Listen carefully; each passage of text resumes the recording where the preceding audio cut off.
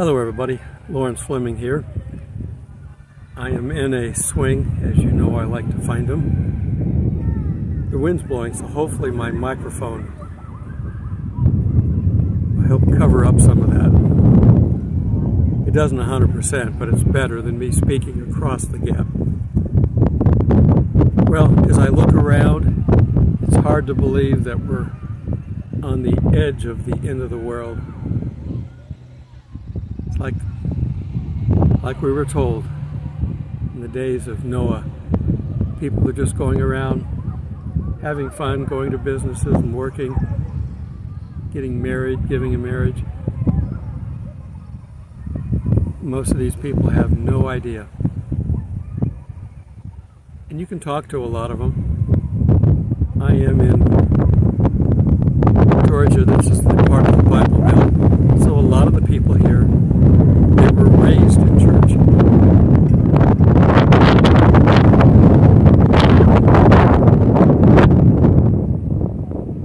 Wind's blowing pretty good. There's a storm front coming in a couple of days. This is the middle of the week, so I'll go to Bible study tonight at church local. No excuses. If I can do it, you can go to church. Just find one. If you don't like one, go to the next one. Again, this is Georgia. There's a Baptist church on every corner. A lot of it depends on who's running things. I understand that. Find one. You'll find one that you can get along with, listen to, find friends in. I prefer the smaller churches. And there's a lot of people my age in this church. If we had a lot of time left, I'd pull the pastor aside and tell him, you got to get some programs for the youth, but I don't think we have that long, so it doesn't matter. I am not making this swing move. The wind is blowing it. I got some people walking here in a little bit. I'm going to shut it off and bring it right back.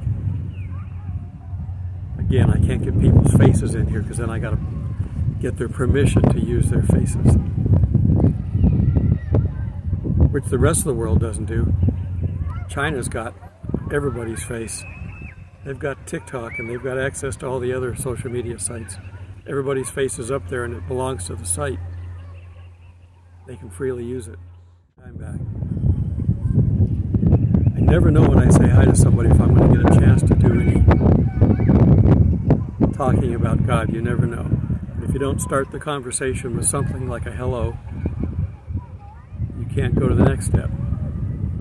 Just be friendly with people. They expect people to say hello. They just don't necessarily expect us to talk about God. Got to reach this world.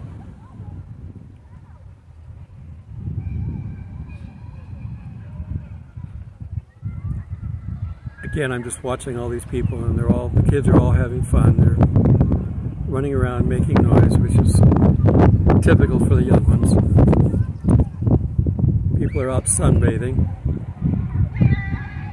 I'm seated in the shade. I guess I could have got a little bit further, but this is the only place they have the swing over here. This week is a really good week for you to witness. There's 2 times of the year that you can really get out and witness. Now and Christmas time. People, you know, even though Satan has turned this into a game, hide the eggs and Easter bunnies and all that kind of stuff, people really do know what Easter's about, what Passover is about. Very rarely will you find somebody that's completely living on the moon and has no idea. So you can talk, you can witness. There was a lady in the last campsite that I ran into. I mean, she's coming out going, praise God, the weather's nice today. Outward, open. Couldn't help but notice it. So then you've got an immediate way to have a conversation. If you don't make the first move, maybe they will, but just in case they don't, you should make the first move. Say hello. You can say praise God anytime you want. God won't mind, and it gets people's attention. My videos for today and tomorrow are about this week in Passover. I did a study on it because just some people don't read these chapters very often unless you're in a Bible study where they focus on it. It's important that we remember pretty much everything in the Old Testament, one way or another, points to Jesus. They had to sacrifice a lamb for Passover. They had to spill the blood and put the blood on the doorpost, the entrance to our living space. They had to put the blood on it. That's what Jesus did. He spilled his blood for us. Only Passover was temporary. Jesus makes it permanent.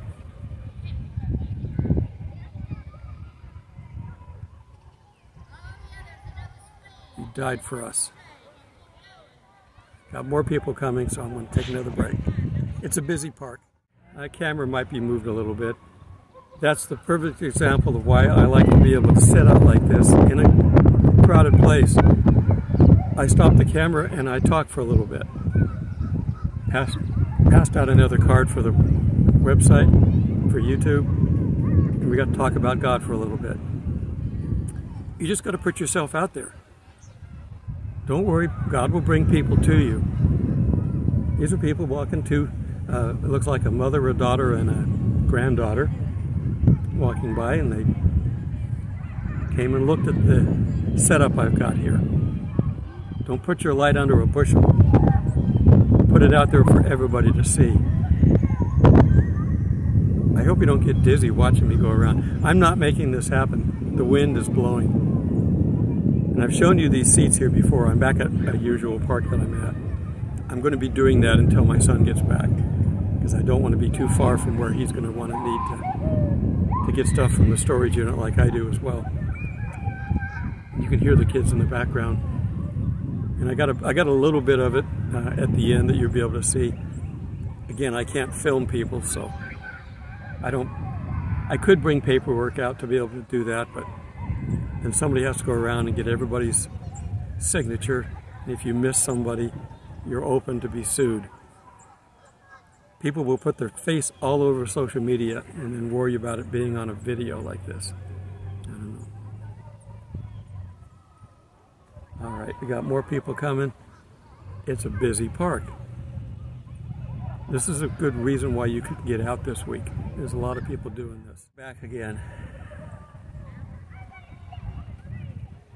This is such a relaxing spot.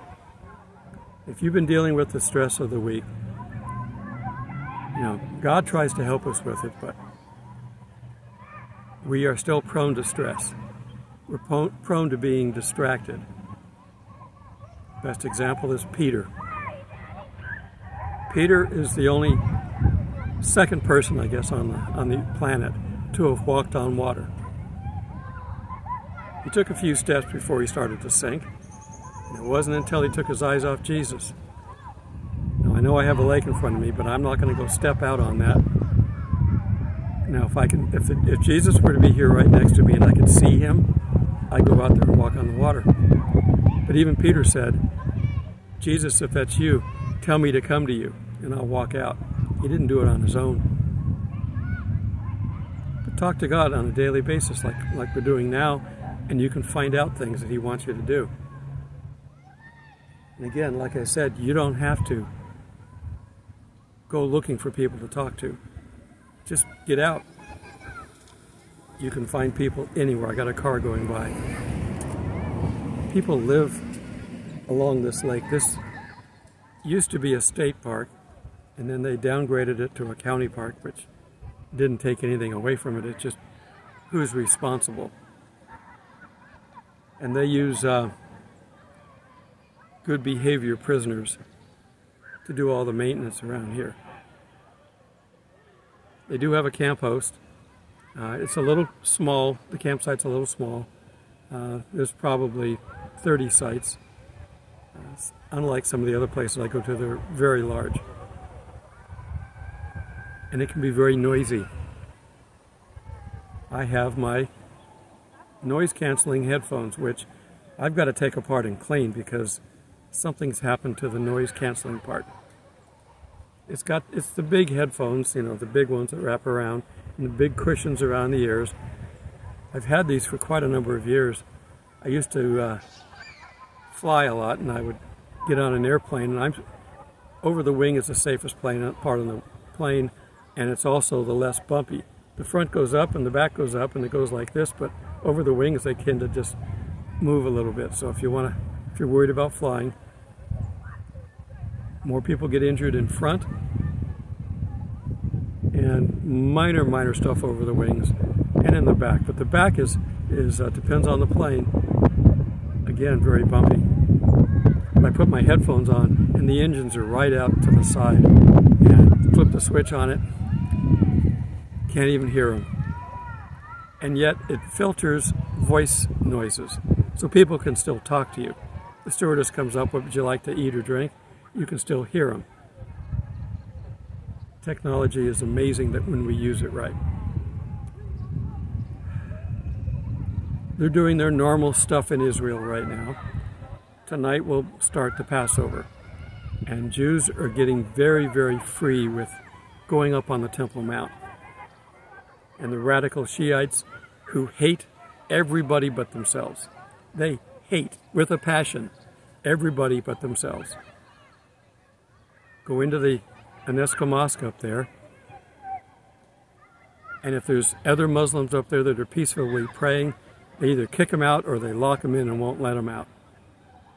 This is a good, loving God that they have over there, the Muslims, or at least the Shiites. Don't blame the people. There are many Christian Jews and Muslims over there, and there will be more. But they go in, they take it over, and then they release video. The police have to eventually come in and kick them out. The police are Israeli, even though Jordan has control of the Temple Mount right now. That's going to change. God's going to take it away from them. There's going to be a war. Jordan's going to jump into it. They're going to get creamed, and Israel's going to pick up Jordan. And what's going to happen?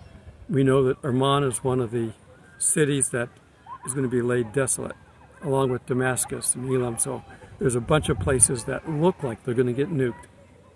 You push Israel into the corner and tell them we're going to kill everybody there and there's nothing you can do to stop it, you're going to get nuked. It's coming. Is it going to be on our watch? I don't know. We don't know. Psalm 83, we've got Ezekiel talks about some of this stuff. We have Daniel, we have the Magog War, you know, Ezekiel 38. We don't know. We don't know the timing. But don't let any of it bother you. If we're here to go through it, God will protect us. If we're here to be raptured, God will get us out just at the right time, in the nick of time. That's why we're being snatched away. So don't let any of it bother you. There are some people that are being selected, and God knows who they are, to do a little bit of suffering right now. We have a duck just landed. We have a couple of mothers that are standing up to school boards. But it used to be, you know, homeschooling. You go back 20, 30 years, maybe 2,000 people out of the United States were homeschooling.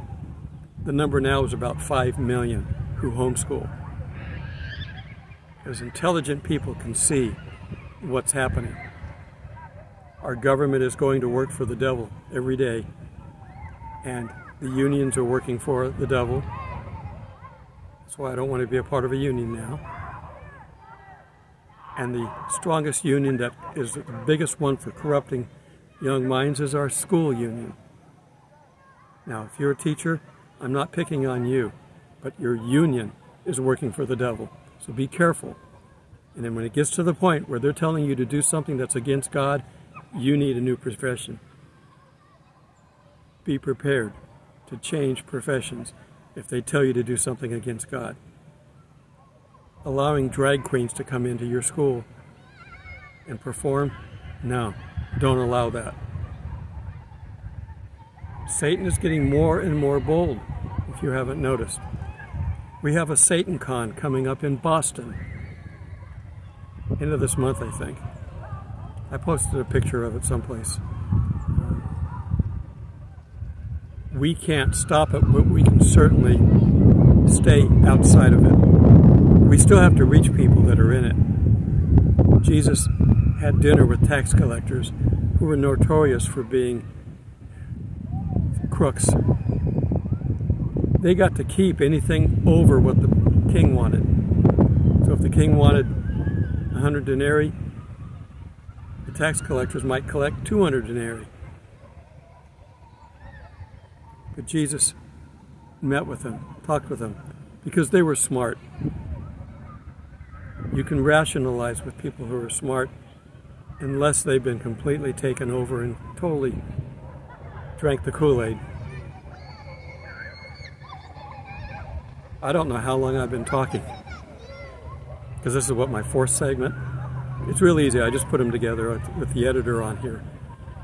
I don't have to do this on my computer, which would take too long. Well, I'm looking at two ducks. Those are mallards. Those are the ones with the green heads.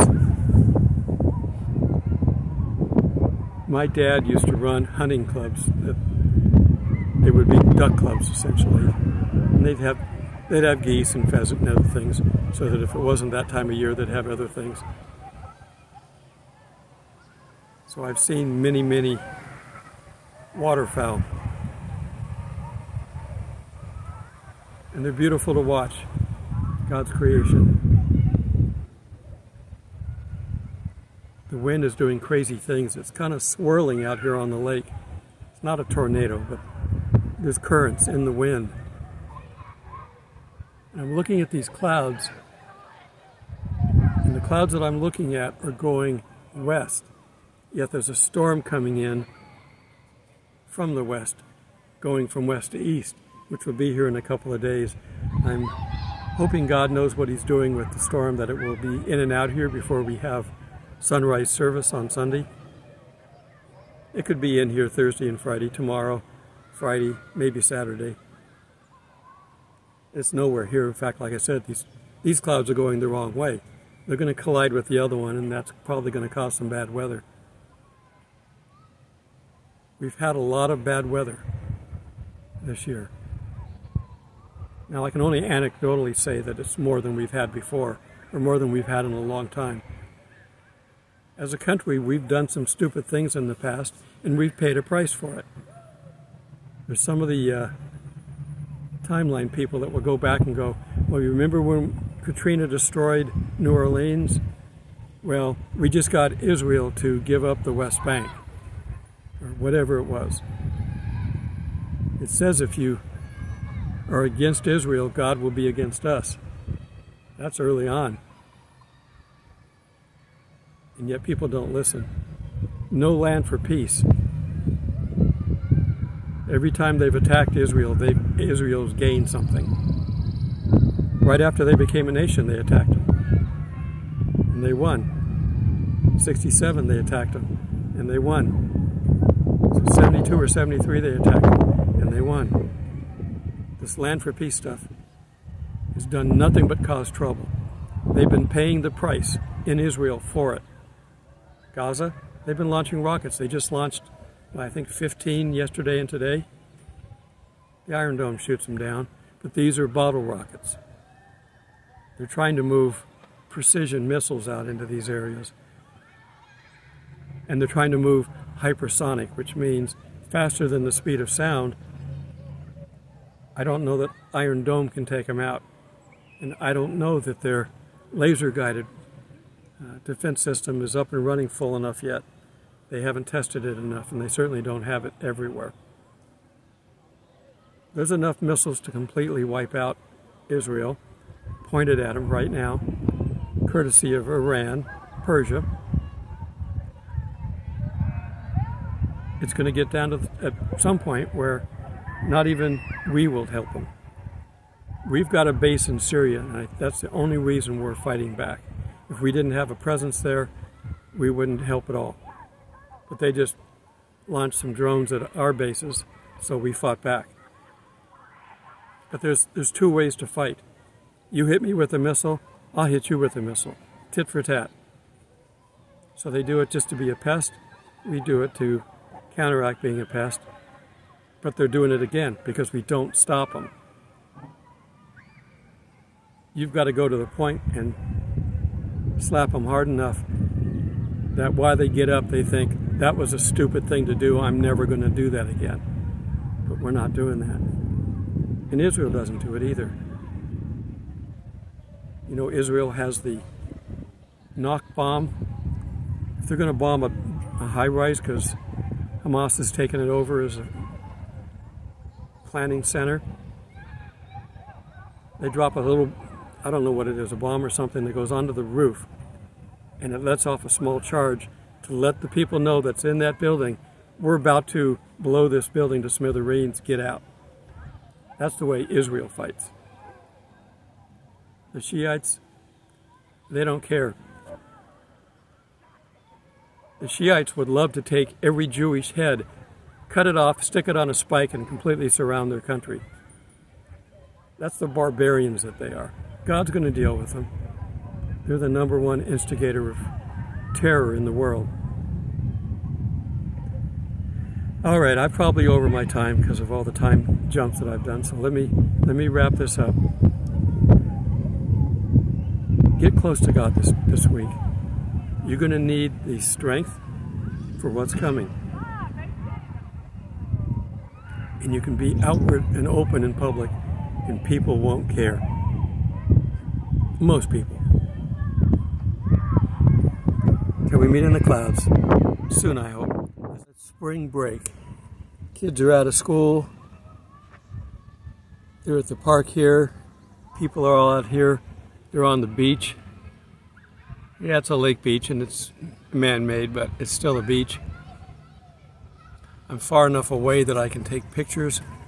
I don't like to include people in my videos that I have to get permission, so these should be far enough away. And you can hear them in the background. Get out and enjoy the outside. Don't stay inside. Get the kids away from the computers and the phones and enjoy this. The wind's blowing a bit, so I've got my microphone on. Hopefully it's good enough to help.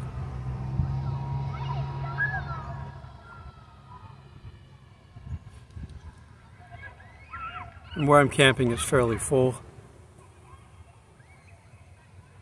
just as well as where I left.